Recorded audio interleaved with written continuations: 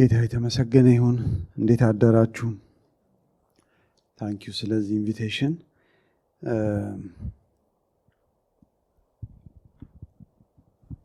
እንደተባለው መሳይ ነው የሚባለው። ኢቫሱ ውስጥ ነው የማገለግለው።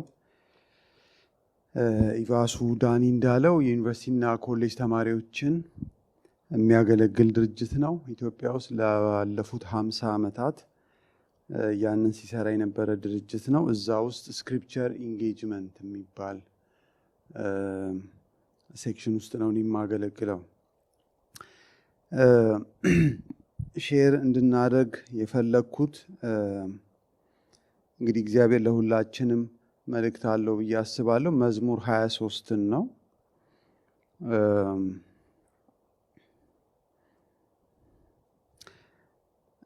በተወሰነ ደረጃ ቁጥር በቁጥር ወርዳለሁ። ቀስ እያልኩ ቁጥር በቁጥር ነው መወርድበት። መዝሙር 23 እግዚአብሔር እረኛዬ ነው ብሎ የሚጀምረው መዝሙር ማለት ነው። ታዋቂ መዝሙር ነው። እኔ የሰጠሁት ርዕስ እግዚአብሔር እረኛ እኔ በግ የሚል ነው። እግዚአብሔር እረኛ እኔ በግ። የፍየል ስጋ የምትወዱ ሰዎች ካላችሁ እዚህ ሀገር ፍየል ይኑር አይኑር አላውቅም። ምን ነው አዲስ አበባውን የፍየል ቁርጥ ቤት ሁሉ አለ። ከፈለጋችሁ ኑና መቅመስ ይቻላል። የፍየል ብቻ ቁርጥ ቤቶች ሁሉ አሉ እና ፍየሎች ፌመስ እየሆኑ ነው ማለት ነው። አዲስ አበባ ድሮ አልነበሩም፣ ግን በግ ብቻ ያልኩበት ምክንያት አለኝ። ስንገባ እናየዋለን። መዝሙር የሚለው ቃል አንዳንድ ሰዎች ታውቁ ይሆናል። አረብኛ ነው፣ አማርኛ አይደለም። መዝሙር አረቢክ ነው።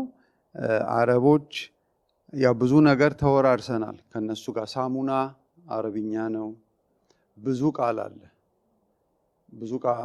ቃል አለ። ያው አጠገብ ላጠገብ ስለሆነን አይገርምም መወራረሳችን። እነሱ መዝሙር የሚሉት በዋሽንት፣ በተለይ እረኞች በዋሽንት የሚጫወቷቸው ሙዚቃዎች አሏቸው። ያኔ የአረብም የእስራኤልም እረኞች እና በተለይ በዋሽንት የሚጫወቷቸውን መዝሙር ነው የሚሏቸው። አረብኛ ነው። እንደ መግቢያ እሱን ብናገር ነው። ሌላ እንደ መግቢያ 1-2 ነጥቦች። እስራኤል የበጎች ሀገር ነው። የበጎች ሀገር ነው። ከብሉይ ኪዳን እናስታውሳለን አንዳንድ ሰዎች። ለምሳሌ ኢዮብ በመጀመሪያው ዙር 7000 በጎች ነው የነበሩት። ከተማ ያደግን ሰዎች አሁን 7000 በግ መሳል እንችል እንደሆን አላውቅም በአይምሯችን። 7000 በግ ምንድን ነው የሚያክለው የሚለው መሳል ሁሉ ምንችል አይመስለኝም። ከተማ ያደግን ልጆች ምን ያህል ስፔስ ነው የሚውጠው 7000 በግ የሚለውን። ከዛ ኢዮብ መከራውን አሳልፎ እንደገና ሲባረክ 14000 በጎች ነበሩት።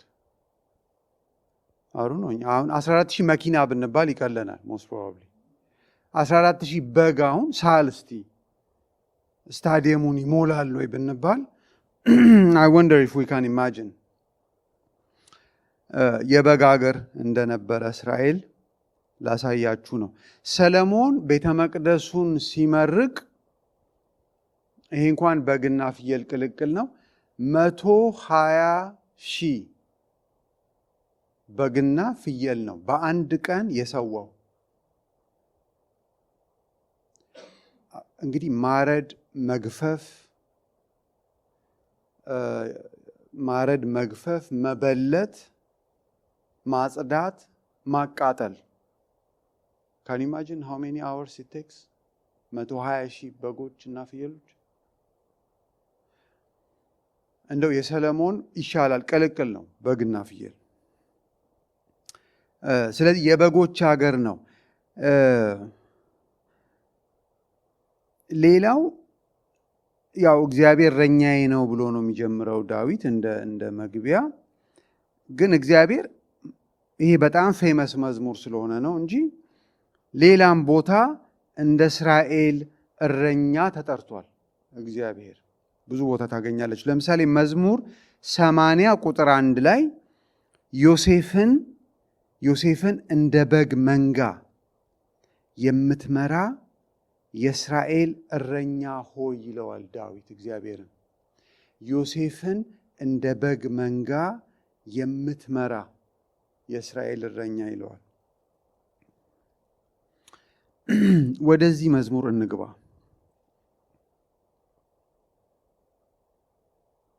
አንዴ ላንብበውና ከዛ ቁጥር በቁጥር ትንሽ እናየዋለን ባለን ጊዜ። እግዚአብሔር በአዲሱ መደበኛ ትርጉም ነው ማነበው። እግዚአብሔር እረኛዬ ነው፣ አንዳች አይጎድልብኝም።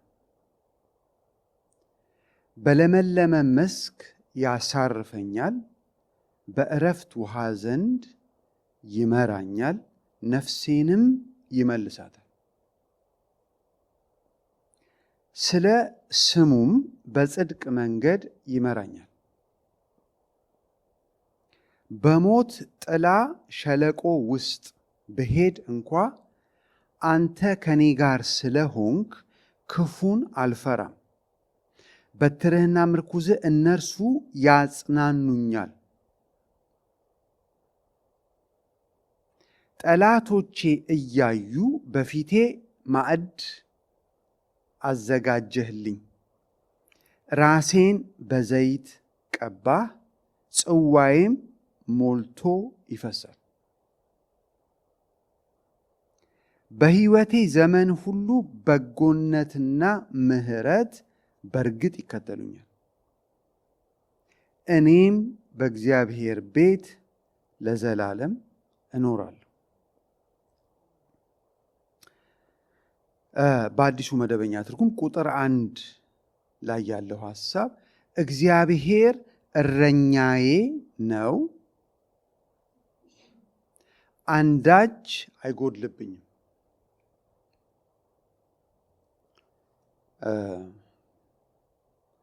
እግዚአብሔር እረኛችን የሚሆነው የሱ በግ ለመሆን ፈቃደኛ ከሆንን ብቻ ነው። የሱ በግ ለመሆን ፈቃደኛ ካልሆንን እረኛችን መሆን አይችልም። ሲምፕል ሎጂክ ነው። በግድ አይሆንም። ላንተ እንደ በግ ለመሆን ፈቃደኛ ነኝ ካልነው እሱ ምን ይሆናል? እረኛ ይሆናል። ፈቃደኛ ካልሆንን እረኛ አይሆንም። ሳስበው አሁን እገባበታለሁ። ዳዊት ሲዘምር በጎች ነበር የሚያግደው። እንግዲህ ፍየሎች ሊኖሩትም ይችላሉ። በጉ የሚበዛ ይመስለኛል እዛ ሀገር ቅድም እንዳሰብነው። ከፍየሎች ይልቅ ግን በጎችን እያሰበ የሚያወራ ይመስለኛል። ከፍየሎች ይልቅ በጎችን እያሰበ የሚያወራ። ለምን? ባህሪያቸው ይለያያል። አንዳንድ ሬፈረንሶች ሳይ ነበር። በእስራኤል ሀገር በዛ ዘመን በተለይ በጎች በአብዛኛው ቀለማቸው ነጭ ነው። የሚገርመው ፍየሎች በአብዛኛው ጥቁር ናቸው ጸጉር። እንግዲህ ብሪዲንጉ ይመስለኛል። ኢትዮጵያም አለ። በተለይ ወደ ሐረር ወደ ባሌ ምናምን ይመስለኛል በጎቹ አንድ ዘር ናቸው፣ ነጫጮች ናቸው። እስራኤልም እንደዛ ነው። በጎች ሳር ነው የሚበሉት።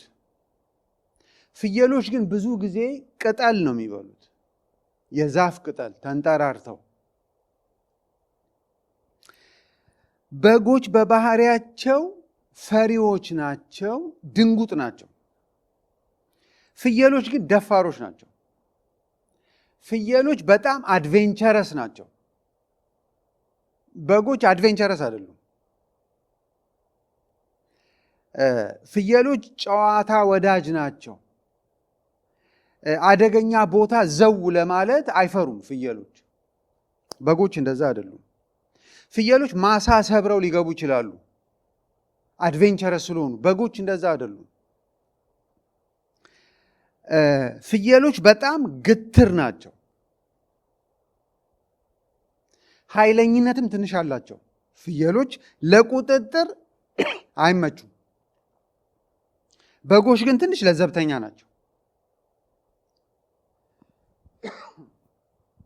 ይቅርታ፣ ድንጉጥም ናቸው፣ ፈሪዎችም ናቸው። ስለዚህ ዳዊት በጎችን እያሰበ ነው። ግን ልድገመው፣ እግዚአብሔር እረኛ መሆን የሚችለው እኔ በግ ለመሆን ፈቃደኛ ከሆንኩ ነው። ካለዛ አይገደድም። ለመመራት እሺ ካላልኩት በግድ እረኛ አይሆንም።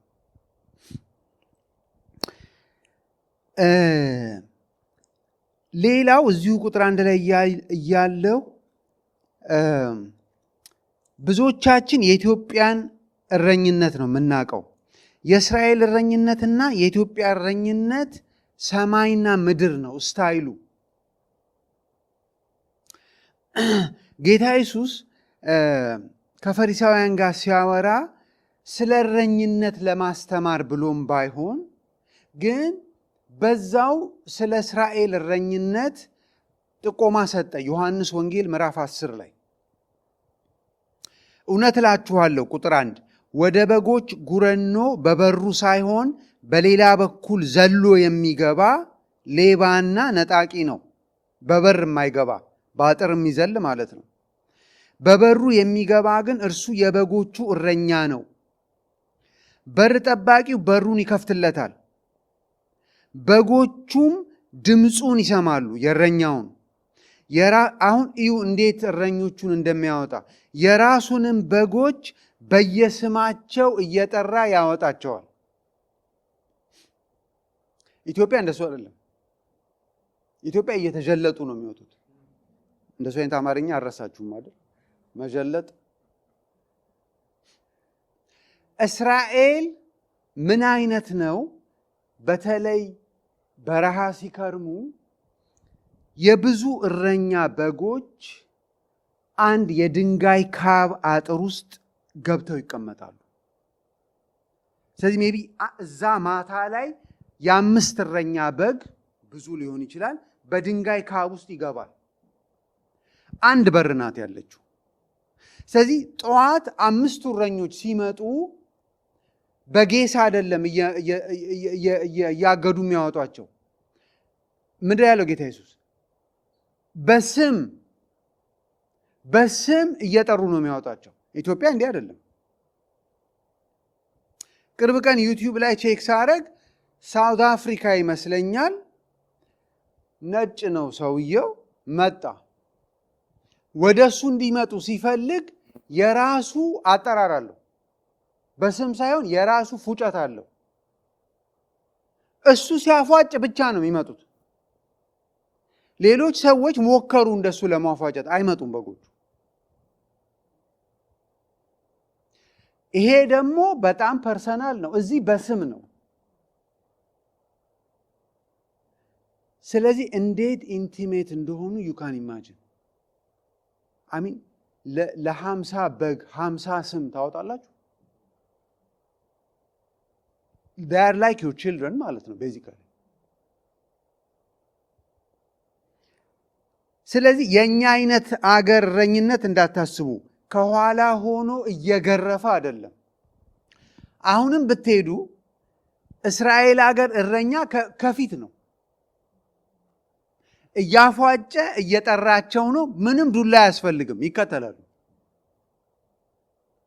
አይገናኝም ከኢትዮጵያ እረኝነት ጋር። እሱን ነው አሁን ዳዊት የሚስለው፣ ከኋላ አይደለም እየደበደበ። ስለዚህ እግዚአብሔር ምኔ ነው አለ። አያችሁ፣ የዱላ አይደለም። በኋላ ትንሽ ዱላ አለ ስወርድ፣ የፍቅር ነው። ስለዚህ የእስራኤል እረኞች በፉጨት በስም ነው የሚመሯቸው፣ እየጠሩ በድምፅ። ሰው በድምፅ መርታችሁ ታውቃላችሁ? አንዴ በኢቫሱ ስብሰባ ፍራንክፈርት ሄድኩ፣ ጀርመን ሀገር። 4-5 ቀን ስብሰባ ነው። መሀል ቀን ላይ የሽርሽር ጊዜ ያደረጉልንና መሪያችን ሴት ጀርመናዊ ናት። ፍራንክፈርት የት ወሰደችን መሰላችሁ? a museum for the blind የአይነ ስውራን ሚውዚየም አለ ፍራንክፈርት። ደረስን። ስንደርስ ቀጭን በር አለችው። እንዲህ ስታዩ ጨለማ ነው። ለምን? ለነማን ነው? ሳሉ እንግዲህ አሁን ማብራት አያስፈልጋችሁም ማለት ነው። ስለዚህ ስትገቡ ብቻ ነው ትንሽ የብርሃን ወጋገን ያለው፣ ከዛ ጨለማ ነው። ስለዚህ ስንገባ ምን እንደሰጡን ታውቃላችሁ? ዱላን ይሰጡን ለእያንዳንዳችን። ዱላውን ይዘን እንዲህ ማለት ጀመር ማለት ነው። ጨለማ ነው። ከዛስ ውስጥ ሌላ የሚውዚየሙ ምን ልበለው አስተናጋጅ ልበለው፣ እሱም አይነ ስውር ነው። ምን ልናይ ነው የገባ ነው? የማን ሚውዚየም ነው ያልኩት? ምን ልናይ ነው የገባ ነው? ለአይነ ስውራ ምን አይነት ሚውዚየም ነው የምታደርጉት? ባይ ዘ ዌይ ብዙ ግን የሚዳሰስ ነገር አለ፣ በድምፅ የሚሰሙት ነገር አለ። ስለዚህ ሰውየው እንዴት ነበር የሚመራን? በድምፅ ብቻ ዱላ ሰጥተውናል። ሶ ሃይ ኤቭሪባዲ ምናምን አለን። ሃይ እንዲህ ነው እሺ ምንለው እኛ ዞሮብናል። እንዲህ ማለት በጨለማ እንዴት ነው የምንሄደው? በጨለማ ሃይ ዌልካም፣ እሺ ዌልካም ምናምን አለው። ከዛ ኦኬ ፕሊዝ ፎሎ ሚ ይላል። እንዴት ነው የምትከተለው? በድምፅ እኮ ነው። ኦኬ ፊል ኦን ዘ ሌፍት ዱ ዩ ሲ እሺ ወሉ ግድግዳውን አያችሁት? አዎ እዛ ጋር ሬል አገኛችሁ? አዎ ሬሉን ያዙና ተከተሉኝ። ስለዚህ በቀኛችን እንዲህ እያደረግን ማለት ነው። ሬሉን ያዙ። እሺ አገኛችሁ የሆነ ድልድይ የሚመስል ነገር? አዎ እሺ ተከተሉኝ። ፕሊዝ ጀርመን ሀገር ከሄዳችሁ ቪዚት አድርጉ ለልጆቻችሁ። ማለት የዘመን የህይወት ዘመን ትምህርት ነው። አዞረን እኮ የሆነ ነገር ላይ ስንወጣ ስንወርድ፣ የሆነ ነገር ስንሰማ ታች ይለናል። የሆነ ዛፍ የሚመስል ነገር ዱ ዩ ፊል ኢት? አዎ። ከዛ ተላመድን ከድምፁ ጋር። በቃ ድምፁን ተከትለን ስንዞር ስንወጣ ስንወርድና መጨረሻ ላይ ወጣን። በሌላ በኩል ልንወጣ ስንል ትንሽ ወጋገን አየን። አንድ ሰዓት እንደሱ ታሳልፋላችሁ። በምን ብቻ እየተመራችሁ?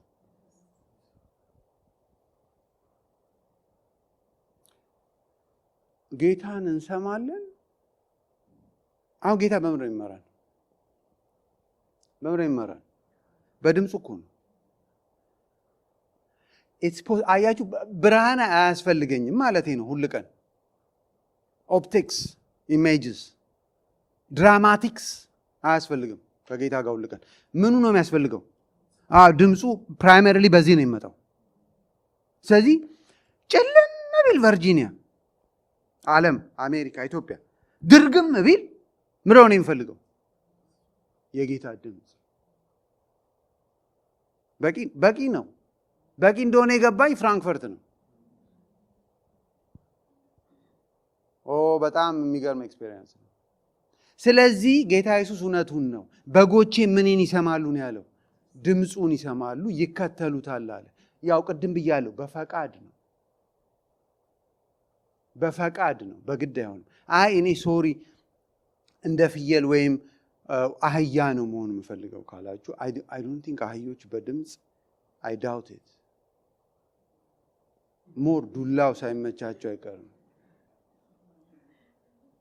መስለኛል። ለዚህ ነው በግ ለመሆን ካልፈለግን he will not be obliged to lead። ስለዚህ ስታይሉን ጌታ ኢየሱስ ስለሌላ ነገር ሲናገር በዛው ነግሮናል። በር ጠባቂው በሩን ይከፍትለታል፣ በጎቹ ድምፁን ይሰማሉ፣ የራሱንም በጎች በየስማቸው። የቁልምጫ ስም ሁሉ አላቸው የእስራኤል እረኞች። ዳኒ ኢንትረስቲንግ የቁልምጫ ስሞች ሲጠራ ሰምቸዋለሁ። ባለቤቱን፣ ልጆቹን ምናምን እንደሱ አይነት አላቸው። አይገርምም? የእስራኤል እረኞች ለበጎቹ በቁልምጫ ስም ሁሉ እንዴት ኢንቲሜት እንደሆኑ በዚህ ወቁ። የራሱን በጎች በየስማቸው እየጠራ ያወጣቸዋል። የራሱ የሆኑትን ሙሉ ካወጣ በኋላ በየት በኩል ይሄዳል ነው የሚለው።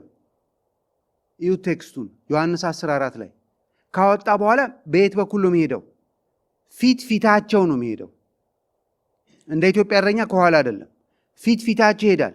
በጎቹም ምኑን ስለሚያውቁ ነው የሚከተሉት? ድምፁን ስለሚያውቁ።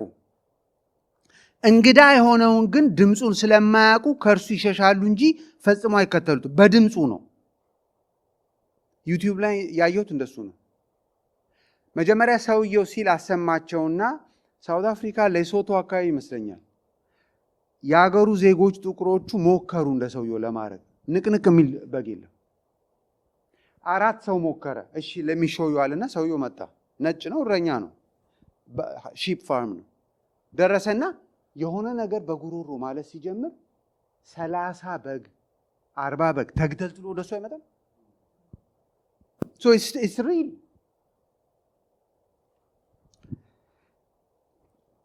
እሺ ቁጥር 1 ላይ ነበር። ቁጥር 2 ስለዚህ እግዚአብሔር እረኛዬ ነው አንዳች አይጎድልብኝም አለ ዳዊት።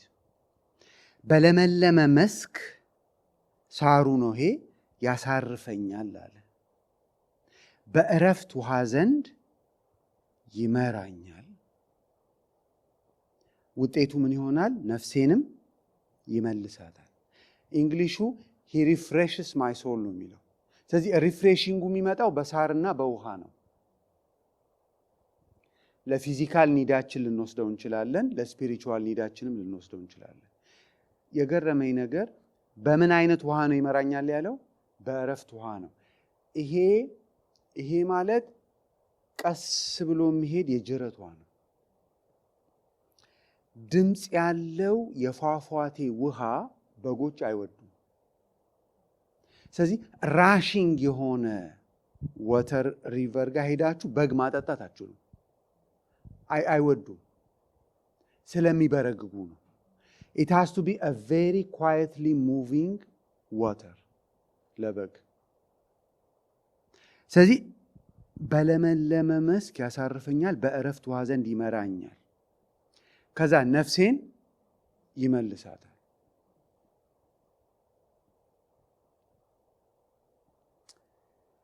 ስለ ስሙም በምን መንገድ መራኝ ይላል። እሺ ስለዚህ ይመራኛል የሚለው ቃል ተደግሟል። ቁጥር 2ም ቁጥር 3ም ላይ እላይ ወደ ሳርና ወደ ውሃ ነበር። እዚህስ ወደ ምን ነው የሚመራው? ወደ ጽድቅ ነው። ስለዚህ እግዚአብሔር ወደ ፊዚካል ኒዳችን ብቻ አይደለም የሚመራን። እግዚአብሔር ጽድቅ ላይ በጣም ሲሪየስ ነው። ስለዚህ ወደ ጽድቅም ነው የሚመራን።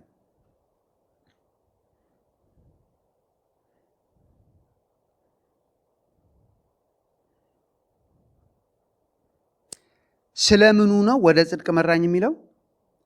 ስለ ስሙ። ስሙና ጽድቁ እንዴት ተገናኙ? ስም ማለት በብሉይ ኪዳን it shows your character። ለእኛውም ብዙ ጊዜ እንደሱ አይደለም። እስራኤላውያን ለልጆቻቸው ስም ሲያወጡ ሁሌ ፕሮፌቲክ ነው። ስለ ልጁ የሚታያቸውን ነው በስም የሚያወጡለት።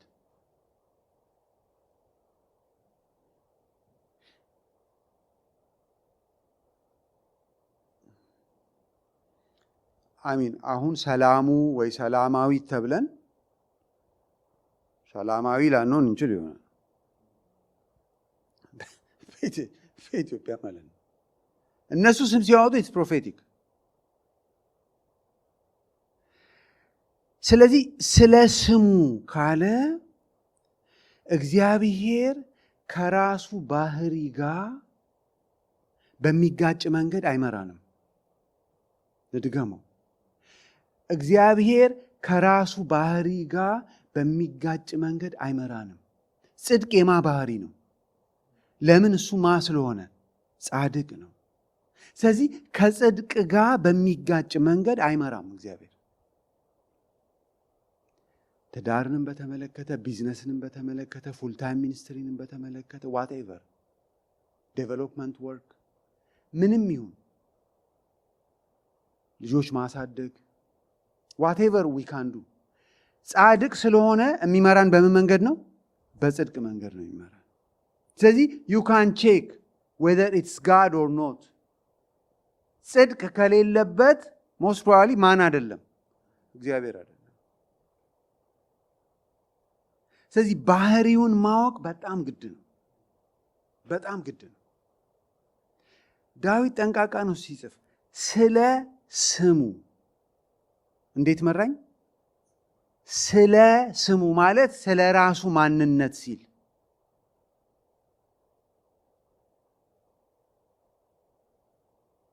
ከማንነቱ ጋር የሚጋጭ አመራር አይመራንም። ከዛ ሲኑ ቀየር ይላል ቁጥር 4 ላይ በሞት ጥላ ሸለቆ ውስጥ ብሄድ እንኳ አንተ ከኔ ጋር ስለሆንክ ክፉን አልፈራም። እንዲህ አይነት ኤክስፔሪየንስ አሳልፋችሁ ሊሆን ይችላል። ምን አይነት ስዕል ነው የሚታየኝ?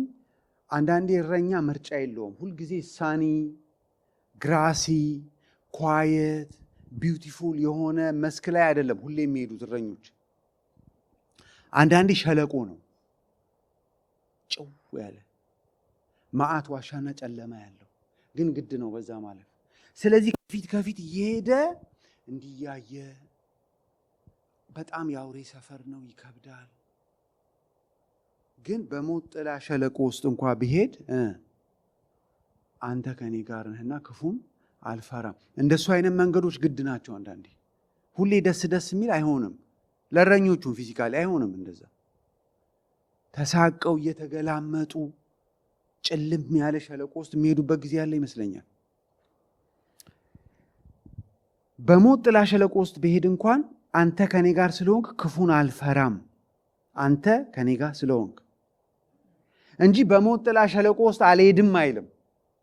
አይገርም ባላንሱ?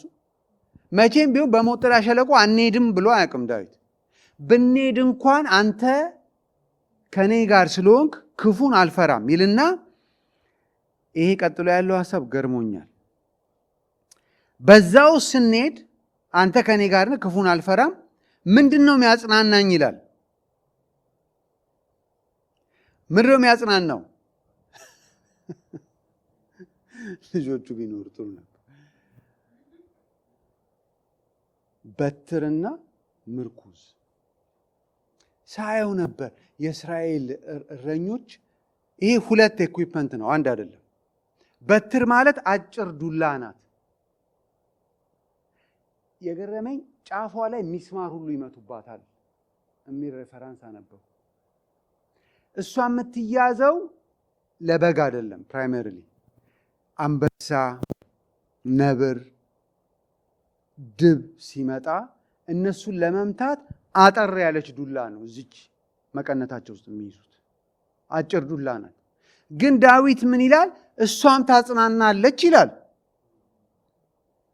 ይመቸናል እንደ ነገር በዱላ መጽናናት ይላል ዳዊት። በዱላ መጽናናት ወላጆች የሚገባን ይመስለኛል። አጽናንተናል አንዳንድ ልጆችን። እዚህ ሀገር እንኳን ብዙ አይቻልም መሰለኝ። አገር ቤት በጣም ነው የሚጠቀሙት አባቶች፣ በዱላ ያጽናናሉ።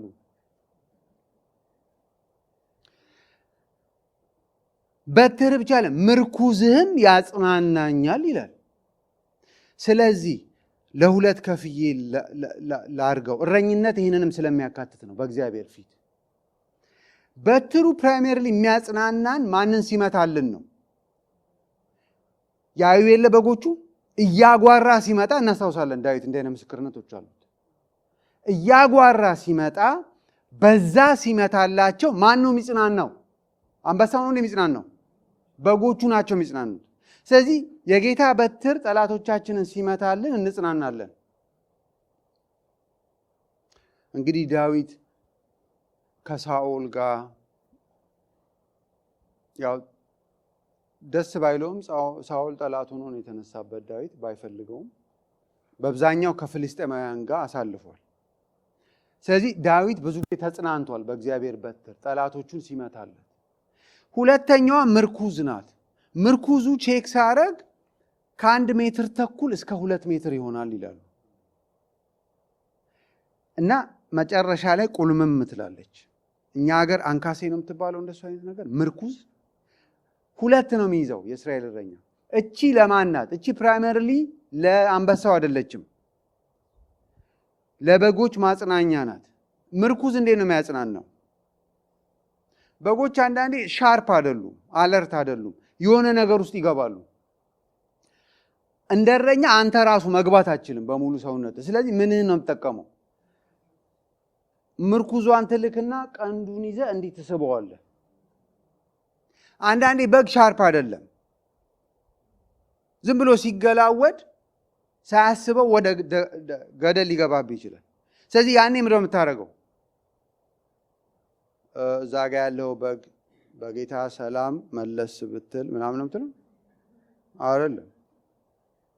እንዲህ እንዲህ እያለ ሲሄድ ምን ማድረግ አለብህ? ሾጥ ታደርገዋል ትንሽ፣ ከዛ ደንግጦ ይመለሳል። ስለዚህ ምርኩዝ እንዲህ ማለት የማጽናኛ አገልግሎት ይሰጣል ማለት ነው። ሾጥ እያደረግ መለስ ይላል። የእስራኤል እረኞች በጣም ጎበዞች ናቸው። በጣም ሩቅ ራሱ ሲርቁባቸው ለሁሉም ሮጠው አይሄዱም። በጎቹን ለማባነን በወንጭፍ ነው። በጉ አጠገብ ድንጋዩ ሲወርድ ደንብሮ ይመለሳል።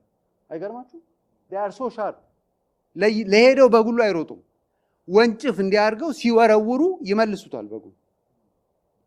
አንዳንዱ ድንጋይ ቋም ላይ ያደርገው ይችላል፣ ይጽናናል ማለት ነው።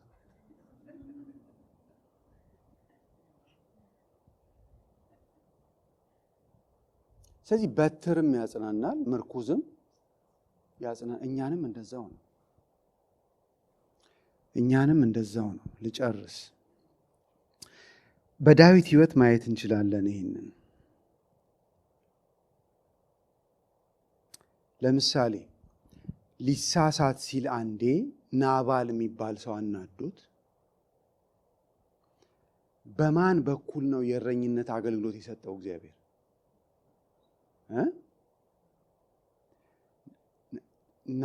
በቃ ናባል አበሳጨው የመጨረሻ።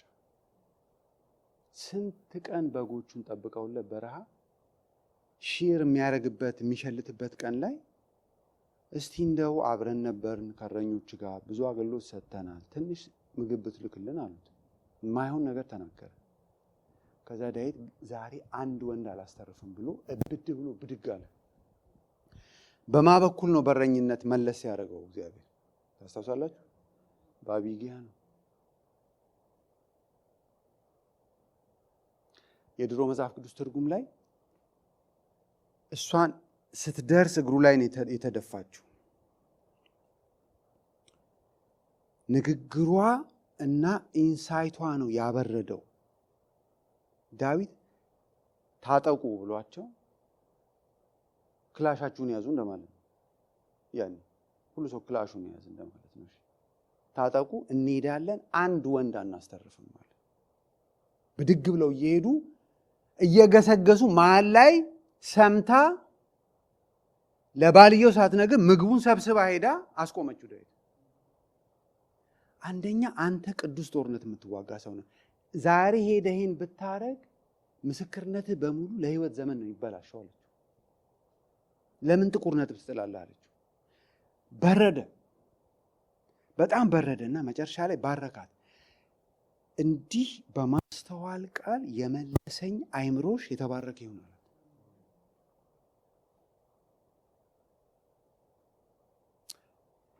ምርኩዝ ይመስለኛል። ይሄ ምርኩዝ አይደል? በጣም የሚጸጽትህን ነገር ታረግ ነበር ዛሬ አለችው። ላይፍ ስቶሪ ይበላሽ ነበር አለችው። እውነት ነው። ስለዚህ እግዚአብሔር እንዲህ በሰው ሊመክረን ሲል እንሰማለን። ባሎቻው ሚስቶቻችንን እንሰማለን። ብዙ ጊዜ እግዚአብሔር መለስ ማድረግ ሲፈልግ እቤት ያለ ሰው ነው የሚጠቀመው። እቤት ያለውን ሰው እምቢ ስንል ነው እዚህ ጋር በምንቆም ሰሞች ምናምን። በሌላ በኩል ደግሞ እቤት ያለ ሰው ብዙ ጊዜ ቶሎ አንሰማም። ብዙዎቻችን ሚስቶቻችን በጣም ዲሰርኒንግ ሆነው አንዳንዴ ከሩቁ ይህን ነገር ግን ተጠንቀቅ፣ ይህን ሰው ግን ተው፣ ይሄ ዲሲዥን ምናምን ይሉናል። አንቺ ደግሞ ሁሌ ምናምን ብለን እንወጣለን ማለት ነው። አንድ ተረት አለ አሉኝ በአማርኛ። ዝንጀሮ ቀን ገብስ እየያዘ ይቅማል፣ ያልታሸ ገብስ። ሚስቱ ኧረ ተው ይሄ ነገር ደግ አይደለም ትሏል።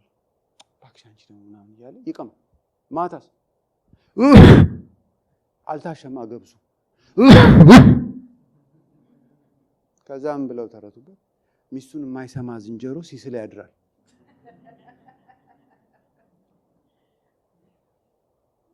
በሳል ካለፈልንም ጥሩ ነው። በሳል ካለፈ ጥሩ አይደል? እንደ አንዳንድ ነገር ፍሬንድ በሳል አያልፍም አንዳንዱ ነገር እጂ። ከዛ ሚስቶቻችን ችግሩ ስንገባ በቆረጣ ያዩን ብዬ ነበር ብለው ሄደ። አንተ ፕሮፌት ካልተናገረ አታምንም ብዬ ነበር እኮ እኔ። በአብዛኛው ከፕሮፌቶቹ በፊት ሚስቶቻችንን ነው የሚልከው እግዚአብሔር። ለሚስቶች ደግሞ ባል፣ አንዳንዴ ልጆቻችን፣ ጎረቤት።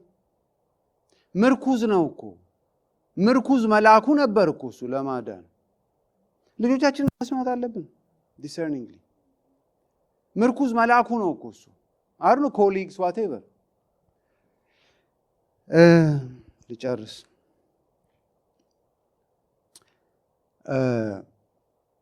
ሌላ ዳዊት በምርኩዝ የተመለሰው በናታን ነው፣ በቤርሳቤ ጉዳይ። ያንን ስህተት ተሳሳተ ከቤርሳቤ ጋር፣ ባሏን አስገደለ፣ ዋሸ። ከዛ እግዚአብሔር ቢጠብቀው እግዚአብሔር በዓላማውን አይቀይርም፣ ግን ሪሌሽናሊ ኢንጌጅ ያደርጋል ካጠፋ ሰው ጋር። እና እኔ አሁን እዛ ኮሚቴ ስብሰባ የሚያደርጉ ይመስለኛል በዳዊት ጉዳይ። ይታወቃል አይደል? እዛ ቤርሳቤ ኦሪዮንን አስገደለው። አዎ። ስለዚህ ስላሴ ይነጋገራል። እንዴት እናድርግ አሁን? ዳዊት እንዴት ነው የምንመልሰው? እንዴት ነው በምርኩዝ የምናጽናናው? ካስፈለገም ትንሽ በበትር ቢጠበቅ ዳዊት ጭጭ፣ ስላሴ ይጠብቃል። ዳዊት ጭጭ፣ ስላሴ ይጠብቃል። ዳዊት ጭጭ። መጨረሻ ላይ እግዚአብሔር ቆይ አለ፣ ናታንን እንልከዋለን። ናታን ሄደና ተጠንቅቆ። ለምን ኦቶሪቲ ላይ ያለን ሰው ለመመለስ ዩ ኒድ ዊዝደም። ዘው ብሎ ገብቶ ዘራፍ ምናምን አይባልም። ማለት ብልጭ ካለባቸው ሰዎቹ ሽጉጣቸውን ሊመዙ ይችላሉ። ችግር ውስጥ ገባ ይችላል ማለት ነው። ስለዚህ መጠንቀቅ ያስፈልጋል። ስልጣን ላይ ያለ ሰው ዝም ዘው ብላ አተ ምናምን አይባልም። ከዛ ናታን በምሳሌ አድርጎ ቀስ ብሎ ምናምን አናገረው። ሊጨርስ ሲል አንተ ነህ ያ ሰው አለው። እየጮኸ አይመስለኝም የሚለው ያ ሰው አንተ ነህ አለው። መጣች ማለት ነው ምርኩዟና በትሯ ዳዊትን ልታጽናናው። በጣም ይገርመኛል። ዳዊት ንስሐ ሲገባ አንድ አረፍተ ነገር ነው። ምን መሰለ ነገሩ እኮ ምን መሰለ ናታን አልገባህም እኮ ያን ቀን እኮ ትንሽ ደክሞኛል ኖ ተረዳኛ፣ ማታ ደክሞኛል እኮ ያን ቀን። ምንም ሰበብ አላበዛ። ልክ ናታን ሲጨርስ እግዚአብሔርን በእውነት በድያለሁ። በቃ ወዲያው ናታን እንዲህ ከሆነ አትሞትም አለ። ልብ አንለውም እሱን ፓርት ገልብጬ ሳስበው ቢከራከር ኖሮ ሊቀሰፍ ነበር ፖሲብሊ ማለት ነው ይሄ ሰው። ከዛ በኋላ ግን ያው ከፈለ። ክፍያው እኮ አልቀረም። ቢሉ መምጣት ጀመረ። በጣም የሚያስፈራኝ ቢሉ እኮ በአይነት መምጣት ጀመረ። ስለዚህ እግዚአብሔር ባህሪው ይህን ተናግሬ ልጨርስ። እግዚአብሔር ባህሪው ፐርፐዙ አንቼንጂንግ ነው። ግን አጠፋችሁ ብሎ ሪሌሽኑን ኦፍ አያደርግም። ለእኛ ሲል ስታንዳርድ አይቀንስም። ግን ሂ ኢንጌጅስ። ናታንን መልአኩ ኢንጌጅ አይደል? ኢንጌጅመንት አይደል? አዎ። እንዴት ዳዊት እንዲያደርገውና በቃ ተዉት ምና አላለም። ሂ ኢንጌጅስ። ባላንሱ ገርሞኛል። ስታንዳርዱ ለዳዊት ሲባል አልወረደም። ግን ቱ ሪስቶር ዴቪድ ሂ ኢንጌጅድ። እግዚአብሔር ደግነቱ ለኢንጌጅመንቱ ዳዊት ፖዘቲቭ መልስ ሰጠ። ስለዚህ እንመቻለን ወይ ለእግዚአብሔር? በግ እንሆንለታለን ወይ? እንደ ዳዊት። አሁን ዳዊት እኮ በግ መሆኑ ነው። በቃ በድያለሁ። I'll try to fast and pray for the kid ከዳን ሄድና ካልዳንስ በቃ የሚያስከፍለኝ እከፍላለሁ።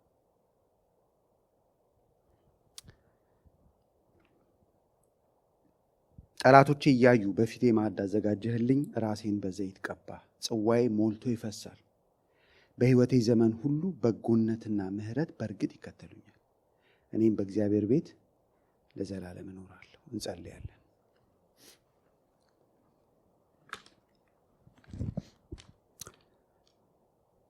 ጌታ እግዚአብሔር አምላካችን ሆይ ስለ ቃልህ እናመሰግንሃለን።